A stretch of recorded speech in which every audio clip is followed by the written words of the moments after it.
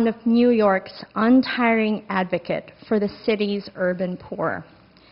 He leads a 160-year-old organization that has been on the cutting edge of public policy innovations to support New Yorkers in their quest to be full participants in the city's civic life. Let us all give a warm round of applause to David R. Jones, President and CEO of Community Service Society of New York and NCRP's Chair of its Board of Directors.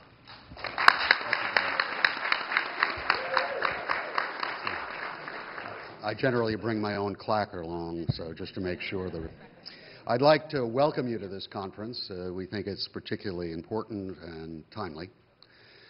This conference obviously is about the release of the National Committee for Responsive Philanthropy's criteria for philanthropy at its best. As has been explained, David Jones, I run one of the oldest anti-poverty organizations in the country. Some of my board and staff suggest that I was there at the beginning 160 years ago. My kids like that. NCRP is putting this document forward because we have a distinct point of view that we have to state at the outset. We believe that today's philanthropic giving has, in all but too many instances, drifted away from the American democratic principle of aid to the poor and the marginalized. This has been a crisis that's been growing over time. In 1955, donations to the poor made up about 24% of total giving by Americans and their philanthropic institutions. In 2004, that percentage had dropped to 8%. And since then, there has been no improvement.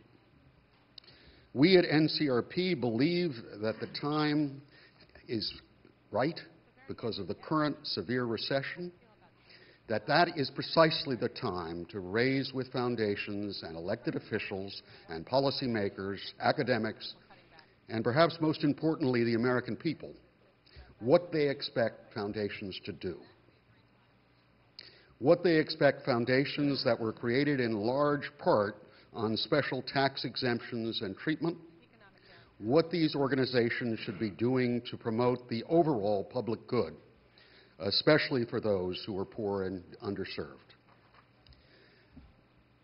Speaking for myself as one of NCRP's board, this is a vital discussion. In New York City, over 2 million people depend on food stamps to survive now, as of January, end of January. We have nearly 200,000 young people between 16 and 24 who are not working or in school. At a visit I had with the state labor commissioner last week, she's projecting a 10.5 to 11% unemployment rate in the state of New York.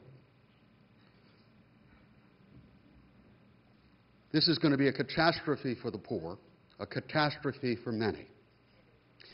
And we think this is one of the most significant crises for America in a generation, because it's going to push tens of millions of hardworking people into desperate poverty.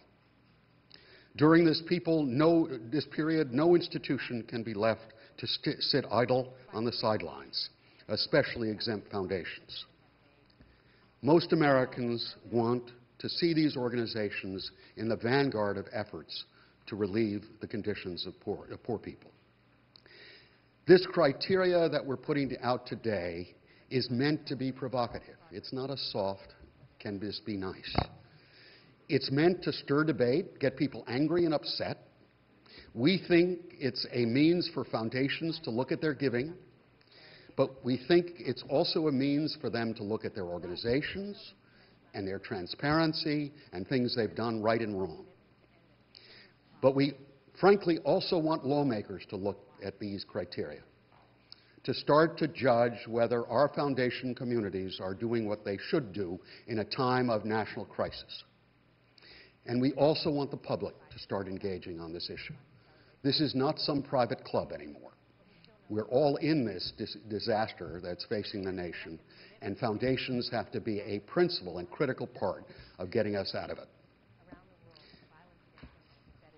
At this point, I want to shift to somebody who really knows this. We should go from here we'll start with our panelists and go. So I'll give you Aaron Dorfman, our Executive Director and one of the architects of this criteria.